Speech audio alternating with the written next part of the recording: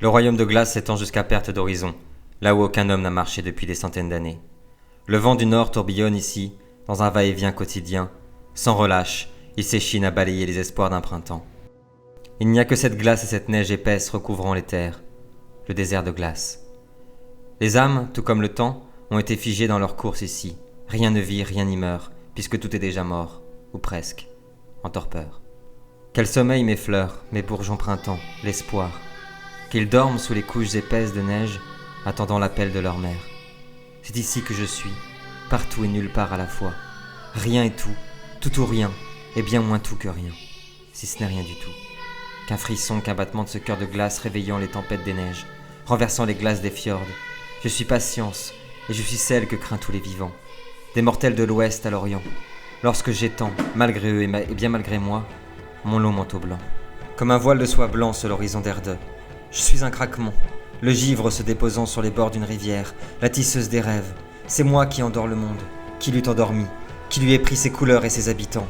Les hommes, les petits frères, fragiles et naïfs, m'ont vu comme un dieu, comme la mort parfois aussi, mais je ne suis d'aucun d'eux. Car j'endors aussi leurs dieux et leurs morts.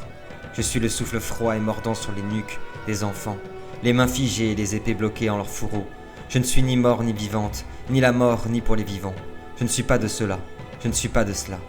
Je n'anéantis pas, je reprends ce qui appartient au fleuve. Je dépose sur la vie les poussières des dormants, mortels qui ne me voient, qui ne sauraient voir, qui ne sauraient entendre, qui me croient ennemi de cœur, qui enchantent le printemps mais redoutent ma venue, entends. Entends comme le silence étendu par mon chant plonge ton monde face à sa propre destinée. Je ne sers pas, je suis. J'étends et toi tu fuis. Je sème la graine du grand torrent. Tu cries. Je suis de toutes les saisons celle des grands moments, qui font naître de meilleurs bourgeons, qui font renaître printemps. Je suis les graines pour que des cimetières des hommes naissent un jour des jardins, de roses carmin et de lilas. Je suis l'espoir, caché derrière son long manteau. Je suis la mère de toutes choses et puis le père. Je suis les habits du monde, les lambeaux. Je suis l'hiver. Et sur le monde, bientôt, j'étendrai mon fardeau. Pour la première fois, nos compagnons seront séparés. Galéad est parti le premier en direction du royaume du Nadir et de l'immense cité Inamar. Albarad et Dragan sont partis ensemble vers le sud de la Celtie afin de prendre un bateau vers le royaume de l'Ouest. Enfin, Naya et Barbarta se dirigent vers le nord de la Celtie en compagnon d'Ogdar vers le sanctuaire énigmatique de Féou. Galéad était enfin arrivé à Inamar. La ville s'étend sur des kilomètres, la capitale la plus peuplée du continent. Une merveille d'architecture, de culture et de savoir. Ici se mêlent les saveurs, les cultures de tous les peuples du monde, bien au-delà même de notre continent. Riche et prospère, la cité arbore fièrement sa richesse. C'est une ville incroyablement dynamique et moderne. Des systèmes d'égouts, par exemple, permettent à la cité d'être particulièrement propre. Ici et là, des statues à l'effigie du roi Drake, des 6 rois ou des membres des conseils magiques trônent fièrement sur les grandes places de la ville. Les fontaines sublimes en or noir irradient la cité, tandis qu'ici et là, les passants se mélangent dans un ballet et une mixité qui ne peut être vue ailleurs qu'au royaume du Nadir. Inamar compte les plus beaux théâtres, les plus beaux hôtels et les plus grands parcs du royaume. C'est une ville bouillonnante, trépidante, extrêmement riche et prospère. Et derrière ces allures étranges, toute parée de noir sur ces bâtiments, il y brille ici une autre lumière, celle du savoir et de la liberté, sans doute. Avant de ne retrouver sa famille, Galéad décida d'aller à la rencontre de la reine d'Inamar, la sublime et inquiétante Ashenda. Si vous voulez plus de renseignements sur le fonctionnement politique de l'extraordinaire royaume du Nadir, où nous nous trouvons pour la partie de Galéad, je vous invite à découvrir la vidéo à la découverte du Nadir, disponible sur le site de Prequel. La reine d'Ashenda est l'une des femmes les plus puissantes et influentes d'Erdeux. On l'a dit, très proche du royaume de Gébo, mais surtout est une farouche opposante du légendaire roi Drake, le roi vénéré du royaume de Nadir. La rencontre entre Galéad et Ashenda est puissante, remplie de séduction et d'énigmes. Ils échangent ensemble sur l'avenir du royaume et des prochains conflits qui, pour sûr, changeront la face du monde. Ashenda demandera au jeune homme une mission toute particulière pour son royaume, un moyen de plus d'accentuer le lien déjà fort qui lie son étrange famille au royaume d'Inamar. Cette mission consiste à intercepter un convoi qui est en route au nord de la ville et qui passera cette nuit tout proche de la forêt d'Agnar. Le convoi est celui du dignitaire Modric, un influent noble du royaume d'Illic, accompagné par sa femme et ses 2 enfants. Ashenda a fait parvenir une fausse missive bavaroise jusqu'en royaume d'Illic afin d'accuser les Bavarois d'un attentat à venir. Galiad prit donc le chemin du nord accompagné par l'un de ses frères, des routes dangereuses et sinueuses que l'on dit maudites par ces temps obscurs. Et alors qu'il mettait au point son plan pour accueillir le convoi, ils furent tous 2 attaqués par une araignée terrifiante de plusieurs mètres de haut. Le combat fit rage, mais très vite, le jeune homme du Nadir prit l'avantage et empoisonna l'araignée. Tenant le Nichromède pouvant la sauver, il lui ordonna de la servir où elle trouverait la mort. L'araignée accepta, avait-elle d'autres choix, promettant de servir le jeune homme le moment venu, et Galiad lui donna le remède. Enfin, le convoi arriva. Afin de n'éveiller aucun soupçon, le jeune homme fit croire que l'attaque du convoi fut commodité par des assassins. Les chevaux furent d'abord massacrés, puis, un à un, les soldats, le dignitaire et sa femme eurent leurs gorges tranchées, si vite qu'aucun d'eux ne put s'en apercevoir, se débattre ou intervenir. La calèche était recouverte du sang des victimes, et Galéad décida d'épargner les 2 enfants, qu'il raccompagna jusqu'aux portes de la ville, en toute sécurité. Après avoir été soigné de sa terrible blessure par sa sœur, Scylla, Albarad a pu retrouver l'usage de ses doigts. Une magie surpuissante de la Hava a permis à ses membres de se reformer. Bien qu'il souffre encore d'un mal fantôme, il décida de reprendre la route au plus vite avec sa sœur, sa demi-sœur Scylla, vers le royaume de l'Ouest. Dragan décida lui aussi de reprendre la route après avoir échangé un moment particulièrement intense et particulièrement fort avec Naya, qui lui confia la rune de Gébo, symbole de sa volonté de montrer aux Transylvaniens qu'il fait partie désormais de ce groupe et qu'il sera accueilli parmi eux avec toute la bienveillance qu'il soit. Naya espère de tout cœur que dans la guerre contre l'hiver, la future bataille qu'engagera l'humanité contre l'hiver, Dragan se joindra à eux et apportera l'expérience de l'Est à celle de l'Ouest. Dragan décida de suivre Doline, la fille cadette du roi de l'Ouest, la 3e princesse de l'Ouest. C'est une jeune fille avec un tempérament brûlant. Elle aime l'aventure. Et elle est très intriguée par ce jeune homme venu de l'Est, venu de Transylvanie, un royaume qui l'attire particulièrement. Les 2 partent ensemble à travers les contrées celtes vers le sud, là où le bateau vers l'ouest les attend. Ils vont emprunter la même route que Scylla et Albarad, mais eux ont décidé de faire la course avec leurs zéphyrs et de passer par un autre chemin, bien plus escarpé, bien plus dangereux aussi, reconnaissant là nos 2 aventuriers. Albarad et Scylla sur le chemin n'iront pas au galop, non. Ils sont accompagnés de quelques gardes, mais ont décidé de prendre un peu d'avance, de s'écarter, afin enfin de partager ensemble sur leurs retrouvailles. En effet, ils n'ont pas pu encore vraiment partager leur histoire. Ils savent tous 2 qu'ils sont demi-frères et sœurs, et Scylla porte en Albarad beaucoup d'espoir. Elle espère, au fond d'elle, qu'il sera un jour le nouveau roi de l'Ouest. Albarad et Scylla ont donc pris un peu d'avance sur leur garde et arrivent seuls à la tour d'Endal, une tour gigantesque qui trône ici depuis plus de 1000 ans, au sud de la Celtie. Dragan et Doline sont à environ 1 ou 2 kilomètres. Albarad et Scylla se retrouvent donc seuls. Ils découvrent autour de la tour une vingtaine de mercenaires nettoyant des armes, peut-être des mercenaires ayant combattu sur les champs d'Enoy, mais Albarad est prudent. Quand soudainement, une voix rauque, forte, les interpelle. C'est Victor Branheim, un Bavarois. Albarad a déjà entendu parler de lui. Il tient dans sa main droite une dague acérée Et avec son bras gauche, il tient le cou de la mère d'Albarad. Il veut le jeune homme. Les mercenaires dégainent leurs armes et entourent Scylla et Albarad. Victor demande à Albarad de se rendre, ou sinon, il tuera sa mère.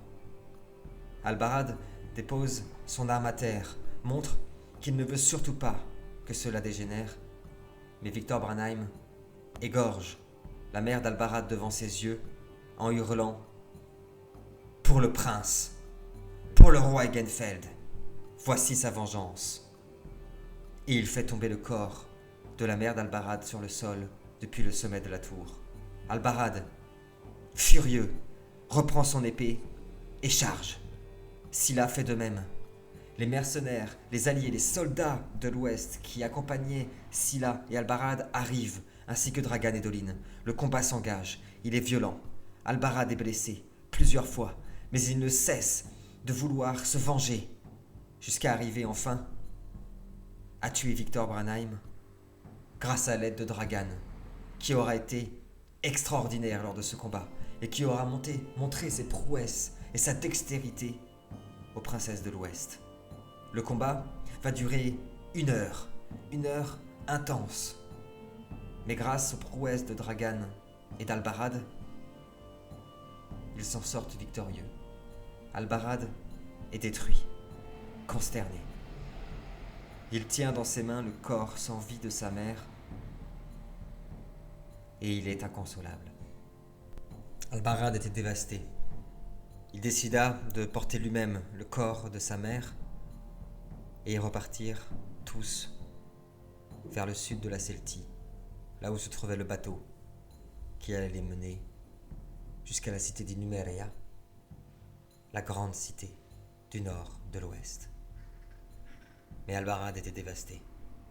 Et si tout au long du voyage, Dragan et Dolin échangèrent sur leur voyage, sur ce qu'ils pensent de ce monde, de l'hiver, de l'imprégnation de l'Umbra sur notre monde, Albarad resta très silencieux, malgré le soutien puissant de Scylla. Un moment fort qui risque très certainement de changer beaucoup de choses pour le jeune Bavarois. Barbarta et Naya ont décidé de suivre Ogdar vers le temple sacré à la recherche de l'épée des rois celtes. Ils sont accompagnés de 2 soldats, Yggvar et Awen. Le chemin va plutôt bien se passer. La route est plutôt dégagée et le voyage pendant quelques heures est assez paisible, jusqu'à ce que nos compagnons tombent sur une vieille bicoque d'un autre temps, perdue au milieu de nulle part, entourée par les chênes et un petit ruisseau. C'est une maison pleine de poésie et de magie et de charme qu'ils découvrent. Son toit, en chaume, est couvert de nids d'oiseaux, et dans ce petit havre étrange se dégage un sentiment de paix et de plénitude profond. Perdue et hors du temps, la maison semble protégée par quelque chose de magique. Ici, il fait beau et il n'y a pas de neige, ni même de chaud ou de froid. Il fait simplement beau.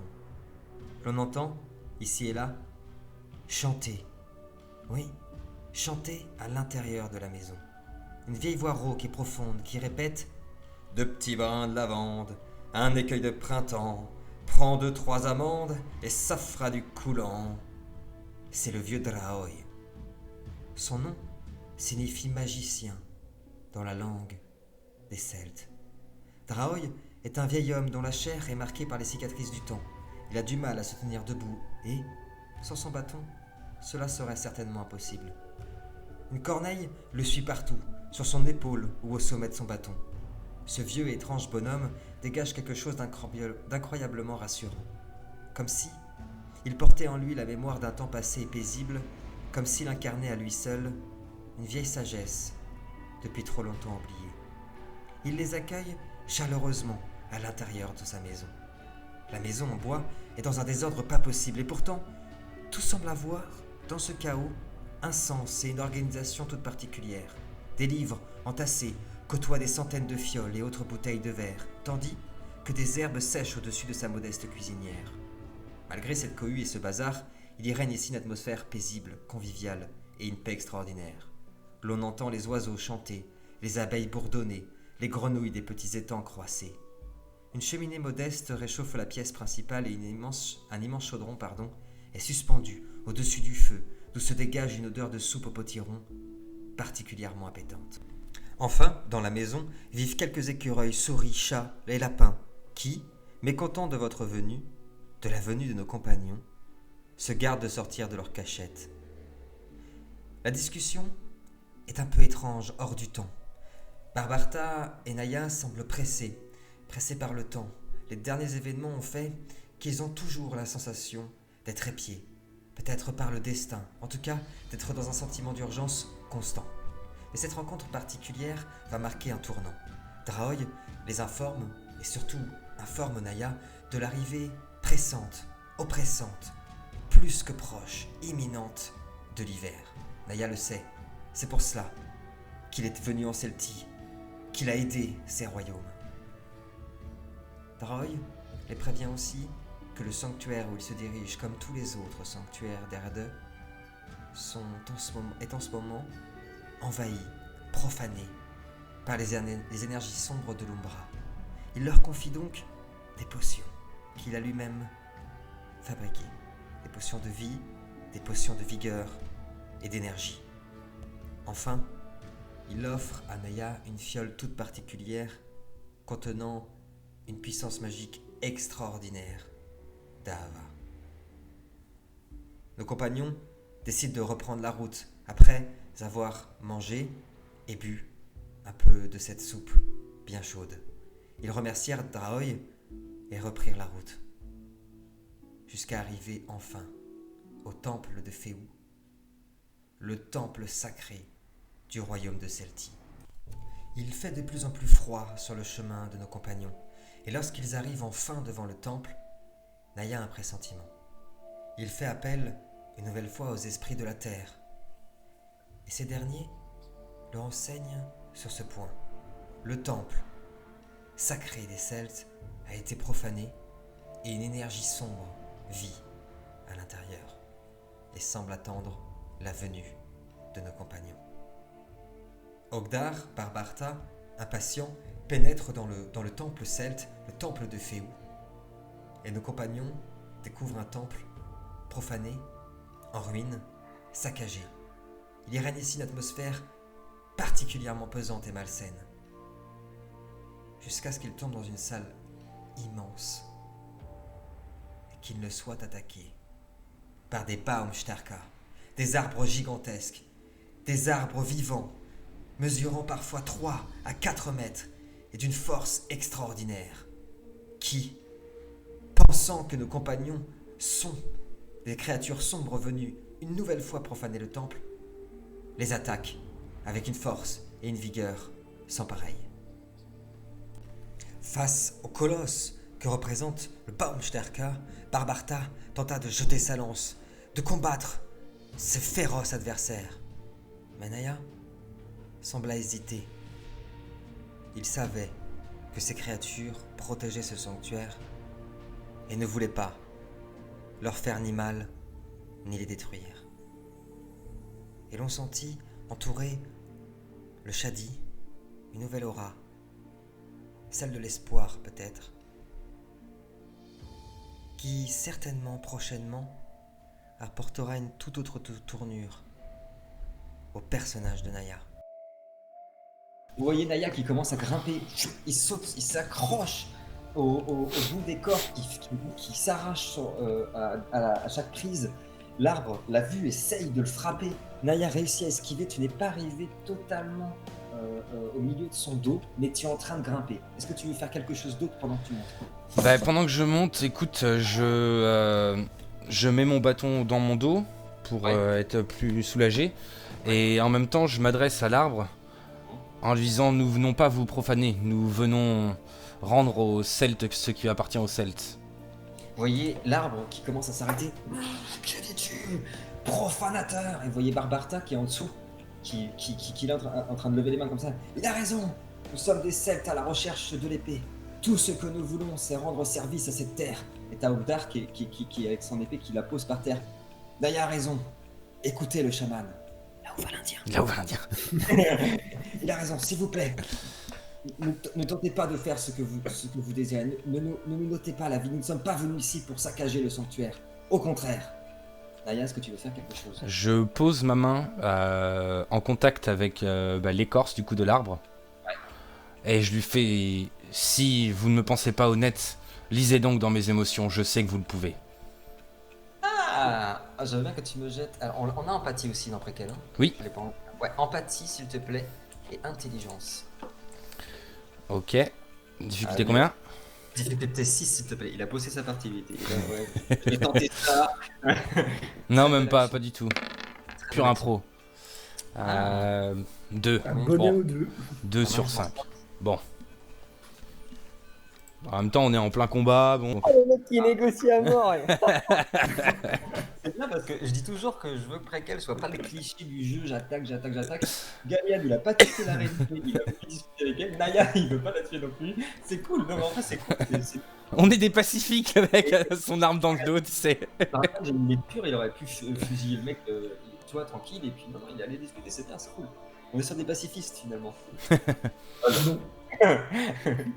Vous voyez la main se poser sur l'écorce de l'arbre, les feuilles qui commencent à tournoyer autour de la main de Naya, et une énergie, sans doute ce qu'on appelle communément l'énergie du grand fleuve, cette énergie universelle qui est partout, tout autour de vous, et qui anime ce Baumstarka, cet arbre, est en train de parcourir le bras de Naya, et vous entendez sa voix qui résonne en écho. J'ai pas une voix assez grave pour le faire, mais vous entendez bien. Oui. Venu de si loin pour unifier les peuples, oui. Il se pose comme ça. Vous voyez qu'il se rétracte, ses branches qui se détendent, les feuilles qui s'assouplissent. Oui. Il prend Naya avec quelques branches comme ça pour le redéposer par terre. Pardonnez-moi, ami de la forêt, oui. Pardonnez-moi d'avoir cru que vous étiez de ceux-là qui profanent les sanctuaires et les temples à travers le monde. Je comprends votre colère. N'ayez crainte. Ils étaient aussi petits que vous, aussi fragiles et mortels. Mais ils ont réussi à passer. Ils ont tué les autres gardiens et ont saccagé de leur magie noire et de leur langue obscure la magie de ce temps. Les Drogor. Les Drogor. Tu dis ça? Oui. Ils étaient là, oui. Les Drogor. Je me pose sur le tour de Naya. Lorsque sa mission fut enfin terminée, Galliad décida de retourner voir la reine Ashenda dans son palais. Que veux-tu savoir, Galliad, sur la menace du Nord, et que sais-tu, surtout, que je ne saurais qu'ici? Tout d'abord, vous avez parlé d'alliance, vous avez parlé de confiance.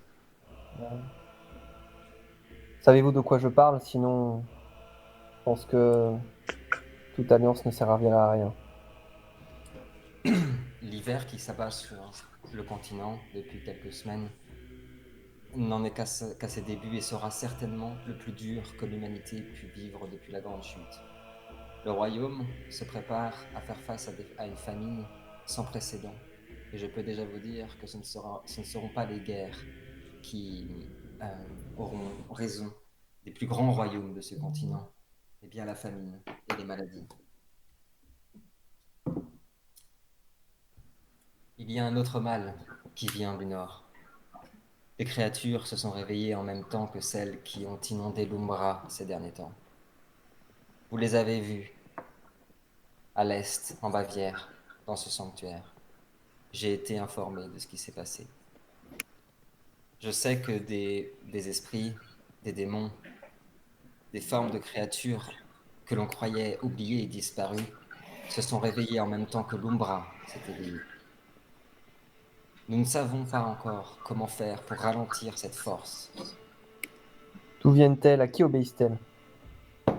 L'on dit ici et là, dans les royaumes les plus sages, et parmi eux les nôtres, qu'ils ont été réveillés. Comment? Ce melon. Selon qu'ils ont été réveillés par l'appel d'une vieille prophétie, très ancienne, qui remonte, oui, certainement bien avant l'arrivée des premiers hommes et de la grande chute. En tout cas, qu'ils obéiraient au réveil de quelques pierres qui ont été trouvées ici et là sur le continent. Nos archivistes travaillent sur cette piste depuis quelques jours, mais cela ne donne rien. Nous ne savons même pas si ces pierres existent bel et bien. Tout ce que nous savons, c'est que l'Umbra est secouée de partout et vomit sur le monde des créatures qui dépassent notre entendement, tandis qu'au nord, dans le royaume de glace où nous pensions que les choses étaient figées, on dit que des hordes de créatures, parfois oubliées, on parle de dragons, et d'autres créatures qui remontent au tout début des premiers hommes, se préparent à s'abattre sur le continent et à s'ouvrir la vengeance de la reine des glaces. C'est ça que je sais, Galliard. Et je connais la dangerosité de ces deux menaces, et je peux vous dire que notre royaume les prend aussi très au sérieux. C'est le conflit qui m'oppose en ce moment avec le roi suprême Drake. Lui pense qu'il est l'heure pour nous d'envahir le continent, de répandre la lumière du Nadir partout sur les autres royaumes, qu'il ne se présentera plus une telle occasion pour envahir la Bavière ou envahir le royaume de Gébo. Peut-être. Mais moi je pense que ce qui arrive sera bien plus fort et sera le défi le plus important de toute l'humanité depuis l'avènement des premiers royaumes. Croyez-moi, je suis la première à vouloir voir le royaume de l'Ouest tomber, mais je pense qu'il est d'abord l'heure d'enquêter, de connaître et d'apprendre un peu plus sur ce qui se passe et sur cette menace qui arrive sur nous. Et qu'avez-vous donc mis en place pour trouver des réponses à vos questions? Tous les archivistes du royaume, comme celui d'Alterndorf, ont été envoyés et missionnés dans tous les autres royaumes, avec les plus grands archivistes, notamment ceux de l'Ouest, en collaboration avec toutes les ententes qui se sont formées ici et là depuis quelques jours, afin de trouver tous les manuscrits, toutes les connaissances et les regrouper sur ces sujets, afin déjà de savoir de quoi l'on parle et savoir si ces prophéties peuvent avoir une source, des témoignages, notamment sur ces pierres. Nous cherchons activement des personnes qui en sauraient plus, qui les auraient vues, qui pourraient attester de leur véracité. Pour l'instant, nous n'avons trouvé personne. Et c'est notamment pour ça que j'aimerais faire appel à vous. Je sais que vous avez rencontré des personnes ces derniers temps qui ont été, pour une raison ou une autre, mêlées à une grande histoire avec vous. Je sais tout, Galéad, de ce qui s'est passé au royaume de Bavière à ce qui s'est passé en Celtie. Confronté à tous ces événements, quelque chose me dit que ces personnes ont un rôle à jouer et que peut-être qu'elles savent un peu plus que ce qu'elles disent pas. Nous avons vraiment besoin de savoir si ces pierres sont réelles, si ces prophéties sont réelles, et si notamment les Acquis, qui se font si discrets et si frileux à nos invitations, en savent autant qu'ils le disent sur ces prophéties et sur le royaume du monde. Je ne saurais vous informer de quelque chose que je ne connais pas aujourd'hui. Si jamais j'en apprends plus sur ces pierres ou soit d'autres, croyez bien que j'échangerai avec vous. Cependant, je peux en effet m'acquérir d'informations, partir à la recherche de nouvelles informations pour vous. Pour cela, j'aurais besoin de rencontrer ces archivistes qui travaillent sur ces pierres, qui en connaissent plus sur ces pierres, pour éventuellement peut-être pouvoir les reconnaître le jour où je les verrai. Je serais ravi de vous autoriser dès ce soir à rencontrer le conclave d'archivistes qui se trouve dans notre royaume. Ils travaillent en ce moment, justement, à la recherche et l'élaboration de certains documents et de certaines des possibilités d'acquérir et de trouver des preuves de véracité sur ces pierres. Je vais dans ce cas m'acquérir immédiatement de cette quête. Merci, Galéad. Et là, cette fois, du coup, j'incline la tête. Et du coup, je sors de la pièce et je vais vers le truc. Je sais pas quelle heure il est, je vais bouffer peut-être un petit truc et puis Ouais. je vais vers le plan des archivistes là. Ça marche, pas de souci. Tu mettras quelques minutes en effet après t'être restauré, avant d'arriver dans cette immense sanctuaire, temple dédié comme je l'ai souvent dit, le Nadir est un royaume qui porte la connaissance vraiment au sommet de tout. Qui se croit, bon, ils ont un melon pas possible, ils se croient extrêmement intelligents et cultivés, mais force est de constater qu'ils le sont quand même pas mal. Et certains temples sont dédiés juste à la connaissance, et l'endroit où tu vas est dédié à l'occulte, justement, et aux forces ésotériques, où se trouvera un conclave d'archivistes qui a été dépêché pour enquêter sur cette histoire. Donc, tu mettras quelques temps avant d'y aller, après t'être Ouais. restauré. Et tu arriveras au grand sanctuaire où on t'ouvrira les portes grâce à l'autorisation de la reine. Je mets pause Parfait. sur... Oui, je mets pause sur toi 2 secondes. Je reviens sur Albarad et Dragan. Vous êtes dans l'ouest, donc Albarad est en train d'enlacer sa mère. La princesse de l'ouest, Scylla, t'a couru vers toi, Albarad, pour t'enlacer aussi, pour te dire qu'il fallait partir, de l'emmener avec vous, mais que tu n'étais plus en sécurité ici. Il y a trop de gens qui veulent ta mort. J'ai besoin d'une décision de ta part, Albarad, plus que d'un choix. Souhaites-tu te laisser faire, partir avec eux, ou souhaites-tu faire autre chose?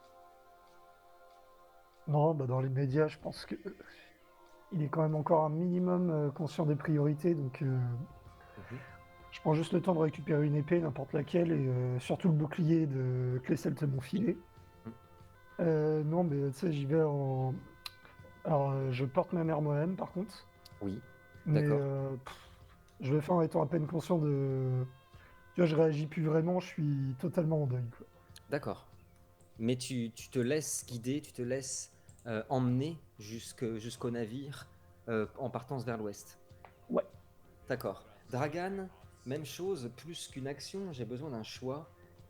Est-ce que tu désires toujours partir dans l'ouest? Est-ce que ton avis a changé? Est-ce que tu restes dans cette idée d'accepter l'offre de la princesse cadette qui t'a proposé justement de t'emmener jusqu'à la capitale, de partir avec elle? Te laisses-tu embarquer vers l'ouest ou décides-tu de faire autre chose, demi-tour ou autre chose? Bah, du coup, j'ai un œil un peu sceptique, tu vois. Ça a été quelque chose qui a un peu chamboulé tout ce qui s'est passé. Et moi, j'avais pas été en contact avec, à part le bateau qui nous a accosté, Hmm. tout ce régicide et cette envie meurtrière de ces mecs pour Ouais. ce mec qui est Albarad, Oui, que je connais à oui, peine. oui. Et du coup, ça m'a, tu vois, un peu de rancœur en mode, Oui. comment peuvent-ils faire ça contre l'un des leurs, tu vois. Oui, tout à fait. Du coup, moi, ça me, tu vois, un peu Un peu encore refroidi, plus, ouais.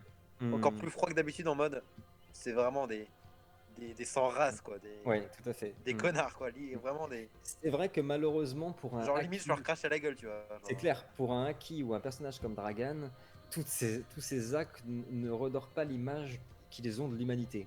Ça, c'est clair. Au contraire. Au Du contraire. Et coup, après, moi, on arrive à des mecs qui parlent à des arbres. Hein. Je dis ça, je dis rien. Hein. Putain de vegan. En effet, il a été missionné pour tuer Albarad, pour tuer les régicides sous ordre du prince Egenfeld, quand même. Ça, c'est la grande nouveauté. C'est le roi étant mort. C'est le prince lui-même qui a ordonné la mort d'Albarad, alors que pour la petite histoire, je rappelle que ces 2 jeunes gens ont été élevés comme des frères et c'était vraiment plus que des amis. C'était vraiment des frères. Et c'est lui qui a ordonné la mort d'Albarad. Et il est bien demandé à ce que sa mère soit exécutée devant lui, peu importe ses choix. Et il est aussi demandé que Albarad soit ramené vivant jusqu'à lui. Voilà. du coup je prends le papier et je le garde pour moi pour l'instant et genre, je le range. Et pour D'accord. l'instant, c'est pas le moment et je lui montrerai pas et Albarad ne Très le sait juste. pas. Très juste. Ok. Je vais faire un grand, comme avec Corentin. Le voyage, je vais le passer en off, en pleine partie, comme ça. Oui, je suis comme ça. Il durera 3 jours, exactement. Oui, 2 nuits et 3 jours. Le voyage se passera sans encombre jusqu'à l'arrivée à l'ouest. Cependant, il y a plein de petites choses qui se seront passées sur le bateau et que je tiens à vous dire. Déjà, la peine d'Albarad et l'omniprésence de la princesse Scylla qui est certes naïve, mais très attachée déjà à son demi-frère, et aura passé un temps fou à le réconforter. Et pour toi, Dragan, justement, ça t'aura fait quelque chose de voir ce lien un peu étrange entre 2 personnes qui ne se connaissent pas, qui ne se connaissaient ni d'Adam et Ève, et qui, et qui peuvent être aussi fusionnelles au nom d'un destin ou au nom d'une destinée. C'est vraiment une notion qui est un peu particulière pour toi. De ton côté, Dragan, le voyage se sera surtout passé à rencontrer un peu plus la princesse Dolly, la Dolly. princesse cadette, qui, pour le coup, elle a beaucoup plus de choses en commun avec toi. Un dégoût pour l'aristocratie, un dégoût pour les castes, pour tout ce qui tourne autour justement de sa fonction à elle, et son besoin qu'elle a, et cette envie, cette jalousie qu'elle porte à ton égard de pouvoir vivre librement, et surtout vivre comme tu l'entends avec la forêt, de garder ces choses qui pour elle sont primordiales. Pour le coup, ce n'est pas un amour qui est en train de naître, ce serait bien trop tôt pour dire ça. Puis en plus, Dragan est un personnage très particulier et ses sentiments-là sont vraiment un peu éloignés de lui, mais il y a quelque chose de l'ordre de l'empathie, justement, ouais, vraiment. Quelque chose qui te touche en elle et en tout cas une honnêteté profonde. Et c'est pas le genre de personne qui te la mettra à l'envers, ça c'est sûr. Les garçons, le voyage durera donc 3 jours, 2 jours pour être exact pour Albarad et 1 jour de plus pour Dragan, puisque Albarad, tu accosteras au nord du royaume de l'Ouest avec la princesse Scylla, tandis que Dragan partira avec la princesse cadette. Oui, je t'écoute. Moi, je voudrais juste aussi, avant qu'on Oui. accoste, je voudrais avoir une conversation avec Albarad au sujet de ce Mhm. qui s'est passé et lui remettre aussi la missive que j'ai trouvée quand même. Bien sûr. Qu'est-ce que tu voulais lui dire de particulier? Est-ce qu'il y a quelque chose que tu voulais lui dire de particulier? Bah, du coup, on en avait. Enfin, même lui, il est un peu sous le choc, entre guillemets, de ce qui s'est passé, de ce qu'il a fait. Bien sûr. Mhm. Et c'est tout nouveau pour lui. Et moi, Mhm. ça me parle déjà un peu plus. Oui. Parce que c'est pas quelque chose, entre guillemets, de nouveau pour moi. Mhm. Genre, j'ai déjà vu ça, j'ai déjà rencontré ça, j'ai des Oui. connaissances par rapport à ça. Et je pense qu'il est un peu dans le doute et dans le. Il sait pas vraiment où il est.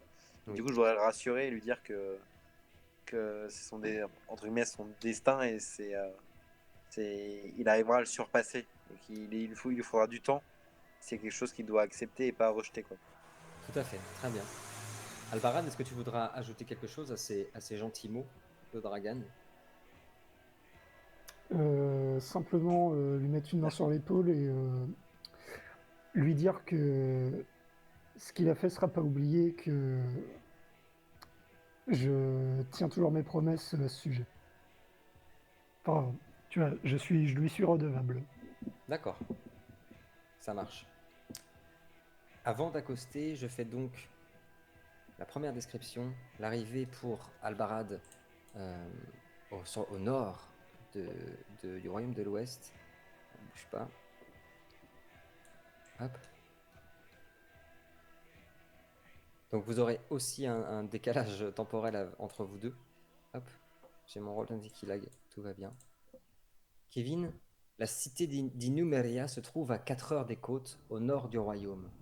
Elle est bordée par des forêts ancestrales et des fjords, et Inumeria est une ville de 30 000 âmes, bien qu'elle pourrait contenir 4 fois plus. Typique des cités de l'Ouest, elle est protégée par des remparts et enferme une vie prospère, moderne, mais simple. Et au loin, dans la ville, entre les brouhahas des habitants et des zéphyrs sauvages, on entend en continu les loups des forêts primordiales. Quand ce sera ton tour, j'appuierai sur lecture, tu seras arrivé au nord du royaume, dans cette immense ville d'Inumeria, au nord du royaume de l'Ouest. Dragan, toi, tu seras arrivé un jour plus tard à la fameuse capitale Taava, la plus grande ville du royaume de l'Ouest, une des villes les plus importantes du continent, la plus mythique aussi. Claque la ville. Description. La mythique cité de l'Ouest, capitale du monde libre et des hommes de l'Ouest, premier de tous les royaumes, première de toutes les cités. L'immense ville s'étend sur des kilomètres tout au long du littoral. Sa beauté et sa finesse contrastent avec le brut et le sauvage des côtes et des forêts avoisinantes. L'eau est omniprésente dans la cité. Des cascades et des panneaux illuminent la grande citadelle du monde libre. 600 000 âmes vivent ici, dans une paix et une harmonie extraordinaires. Des jardins suspendus dominent les immenses palais et bâtiments, tandis qu'à l'horizon, on aperçoit la première des Hadridas, les 11 merveilles de notre continent, le temple d'Ahava qui culmine à 600 mètres de hauteur. Voici Ahava, merveille du monde à elle seule, le phare des libres, la première cité, la cité qui porte le feu. Quand j'appuierai sur lecture, tu seras donc arrivé à la capitale de l'Ouest, avec la princesse cadette, Ragan. Naya, je reviens vers toi. Appuie sur lecture. Que fais-tu? Du coup, le Baumstark, il se calme. Oui, totalement. Ok. Alors du coup, je vais me mettre face à lui. Ok. Donc, ancêtre, vous parliez des Drogo. Ils sont partis maintenant? Oui, Aki. Je ne puis dire s'ils sont partis. Je sais cependant qu'ils sont arrivés, il y a 3 jours. C'était comme s'ils s'éveillaient depuis la terre même du sanctuaire, d'où ils en sont sortis. Ils étaient des centaines. Ils ont réveillé des forces qui dormaient ici bien avant la construction du sanctuaire. Puis, ils se sont tous dirigés vers l'épée. Et depuis, je ne les ai plus entendus. Tout ce que je sais, c'est qu'ils ont fait couler le sang de ceux qui s'aventuraient ici. Ils ont profané les tombeaux et les statues des dieux et des saints en inscrivant leur langue noire sur la pierre. Je crois que le temps est arrivé et nous sommes à une période très très noire. L'ombre s'est réveillée à l'est, comme vous devez le savoir, et l'hiver s'est levé également dans le nord. Ces créatures-là sont en train de profaner tous les sanctuaires des anciens en travers le monde. Nous allons faire notre possible pour essayer de purifier votre sanctuaire. Si nous pouvons récupérer l'épée, nous cherchons à unir les peuples pour se dresser contre cette ombre et contre ces créatures. Sachez-le bien. Merci, mortel. J'ai senti l'honnêteté et la pureté de votre cœur, mortel. L'épée, si vous arrivez, à la sortir de son socle, sera vôtre, et si elle puis réunir les Celtes pour combattre ce mal, alors les gardiens, en mon nom, des forêts, des temples, des sanctuaires, se joindront à vous. Mais je suis obligé de vous dire d'être extrêmement prudent, car il semblerait qu'il y ait bien pire que des Drogour et des êtres maléfiques, des âmes noires qui traînent ici. Mes visions me l'ont confirmé. Je crains en effet que quelque chose suive un plan qui nous dépasse même à nous, gardiens ancestraux. Mais vous voyez, nous aurons besoin de vous quand même. Nous aurons besoin de toutes les forces présentes en ce monde et tous les êtres, les élémentaires, les énergies de la Terre. Nous aurons besoin de tout le monde pour vaincre ceux qui arrivent. Si la Hava et le grand fleuve désignent l'un de vous capable, par cœur pur, de retirer cette épée et d'unir les peuples contre ce mal, alors je fais la promesse, au nom des miens et des autres gardiens de cette terre, que nous nous joindrons à vous lors de cette grande lutte. Et vous voyez qu'il se rétracte comme ça. En attendant, le sommeil me rappelle. Et vous le voyez, il commence à se figer.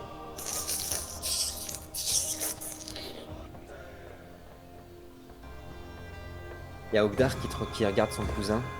Barbarta, tu me connais, je suis pas à l'aise avec tout ça. Je ne sais pas si c'est une bonne idée de continuer. Si on doit vraiment... Sommes obligés, on pourrait pas faire face à ces forces. Je peux combattre une armée entière, mon cousin.